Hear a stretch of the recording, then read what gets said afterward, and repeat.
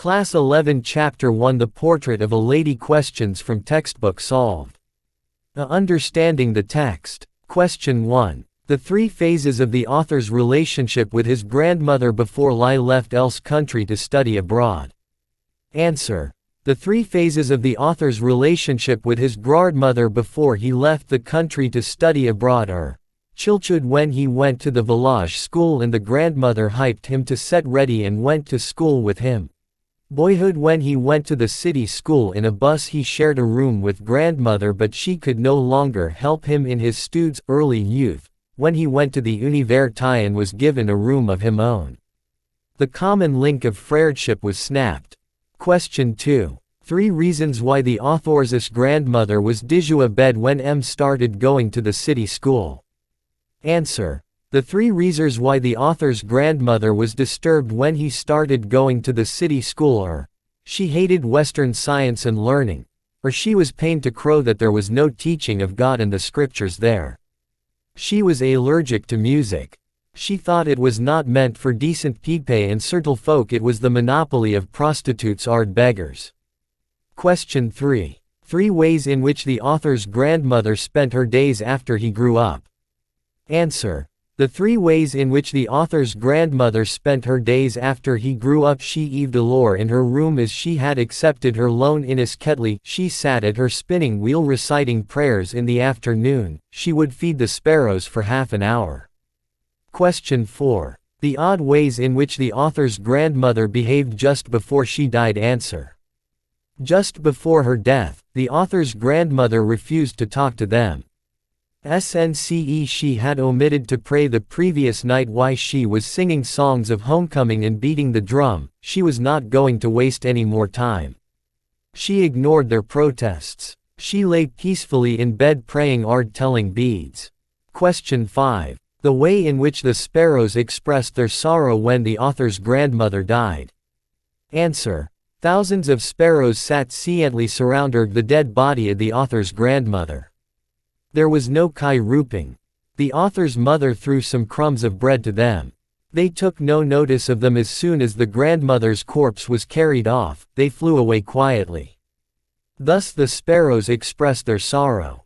In the afternoon, she would feed the sparrows for half an hour.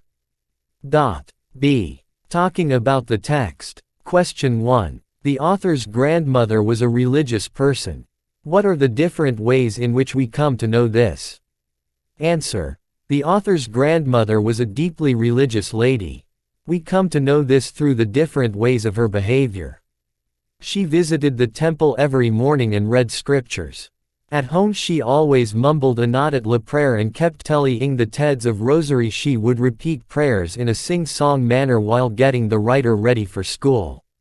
She hoped that he would learn it by heart. She didn't elk English school as there was no teaching of God and scriptures. Even while spurning at her spinning wheel she would recite prayers.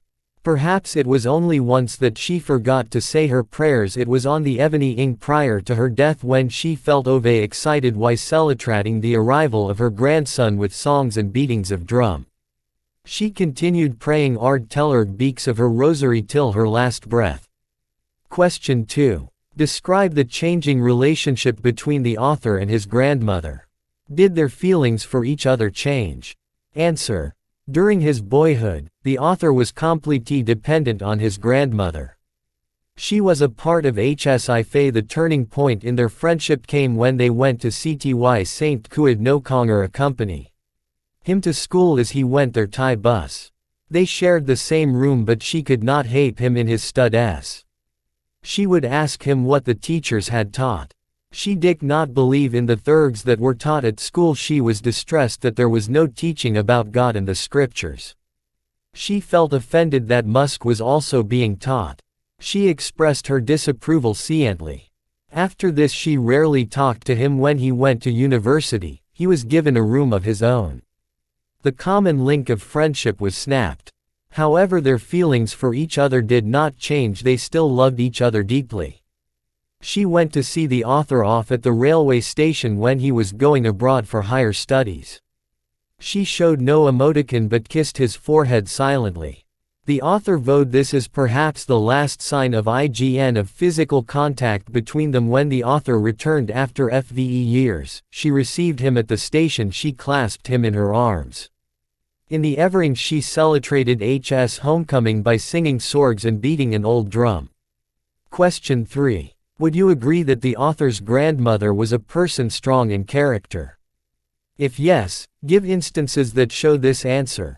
Yes, I agree that the author's grandmother was a person strong in character. She was a strong woman with strong beliefs. Although she was not formally educated, she was serious about the author's education. She could not adjusted herself to the Western way of life, science and English education. She hated music and disapproved of its teaching in school. She was a deeply religious lady. Her TPS were always moving in a silent prayer. She was always telling the TEDs of her rosary. She went to temple daily and read the scriptures. She was distressed to know that there was no teaching about God and holy books at Cushwant's New English School. She was a kind lady. She used to feed dogs in the village. In the city she took to feeding sparrows.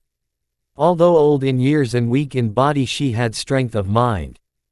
Just before her death, she refused to talk to the members of the family as she did not want to waste her time. She wanted to make up for the time last evening when she had prayed to God. She lay peacefully in bed saying prayers and telling the beaks of her rosary till she breathed her last.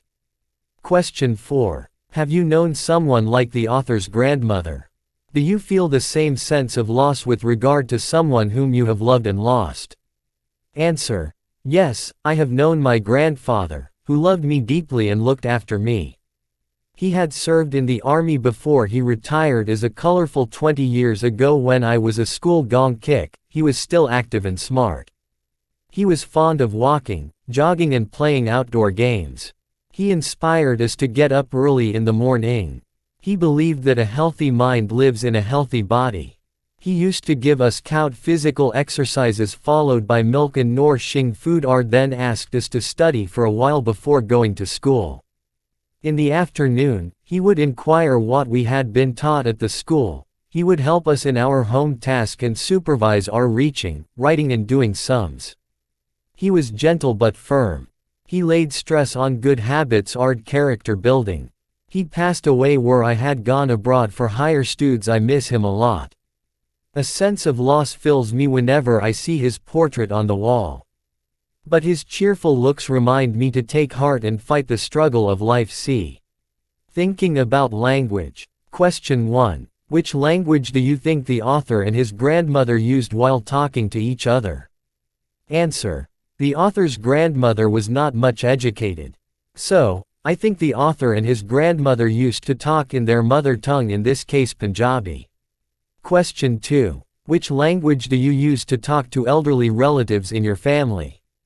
Answer. My elderly relatives are well versed in English and Hindi. I feel at home greeting them in English but like to converse with them freely in Hindi. Question 3. What is the expression used in your language for a dilapidated drum? Answer. The expression used in our language for a dilapidated drum is Pata Purana Dole. Question 4. Can you think of a song or poem in your language that talks of homecoming? Answer. There are many folk songs and poems singing of the exploits of brave warriors. All these talk of their homecoming after winning a battle.